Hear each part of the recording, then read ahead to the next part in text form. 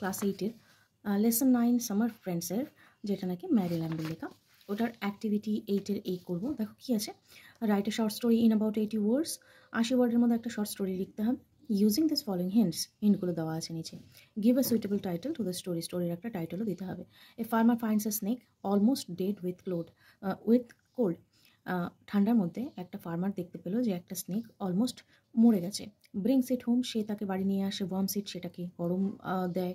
Saves it's life, এটাকে জীবন ফিরিয়ে দেয়। The snake is about to bite the farmer son. এরপরে স্নেকটা কী করে ফার্মারের সানটাকেই কামড়াতে যায়। The farmer chases away the snake. Farmer কী করে সাপটাকে বাড়ি থেকে তাড়িয়ে দেয়। ওকে, এবার সেটাকে কিভাবে লিখবে সেটাই আমি এখানটায় দেখিয়েছি। তোমরা চাইলে এরকমও লিখতে পারো বা তোমাদের মতন করেও লিখতে পারো। ওকে, তো চলো আমরা দেখে নিই। তো আমি টাইটেল দিয়েছি the farmer and ungrateful snake. একটা ফার্মার আর তার সাথে একটা আনগ্রেটফুল স্নেক, যে নাকি প্রচণ্ডভাবে নিজে আনগ্রেটফুল, যে অকৃতজ্ঞ।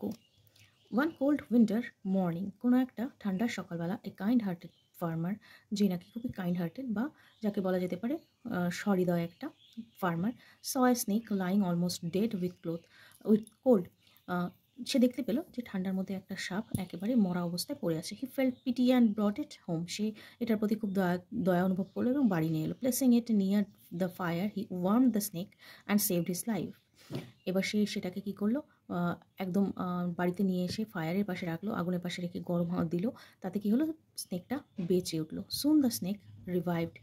তারপরে কী হলো, স্নেকটা নিজের জীবন ফিরে পেয়ে ঠিক জীবন ফিরে পেলো এবং অন্যরকম হয়ে গেল। But instead of being grateful, কিন্তু নিজে সেই ফার্মারের প্রতি গ্রেটফুল বা কৃতজ্ঞ না থেকে, it hissed angrily and tried to bite the farmer's little son. কিন্তু সে কী করলো, সে কৃতজ্ঞ না হয়ে তার গর্জন দিয়ে বা সাপের ডাককে কী বলা হয়, হিস বলা হয়, সে হিসটাই বলা হয়েছে এখানটা, যে তার গর্জন দিয়ে ভয় পাওয়ালো তার সেই ফার্মারের যে ছোটো বাচ্চাটা, তাকে ভয় পাওয়ালো এবং তাকে বাইট করতে পারলো বা কামড়াতে গেল। The farmer immediately realised the danger. ফার্মারটা কি বুঝতে পারলো যে না, এটা কিন্তু একটা বিপদ। হি স্ন্যাচড আ স্টিক, সে একটা লাঠি নিল। And drove the snake out of his house, এবং তার সেই সাপটাকে কী করলো, বাড়ি থেকে তাড়িয়ে বের করে দিল। He understood that some creatures can never change their nature. সে বুঝতে পারলো যে কোনো ক্রিয়েচার আছে যারা তাদের নেচারটা বা স্বভাবটাকে কোনোদিনই পরিবর্তন করতে পারে না। তো মোরাল কী আছে, মোরাল আছে kindness to the wicked is always wasted. তুমি যদি একটা অকৃতজ্ঞকে কখনো কাইন্ডনেস দেখাও, তাহলে সেটা সবসময়ই জলে যাবে। ঠিক আছে।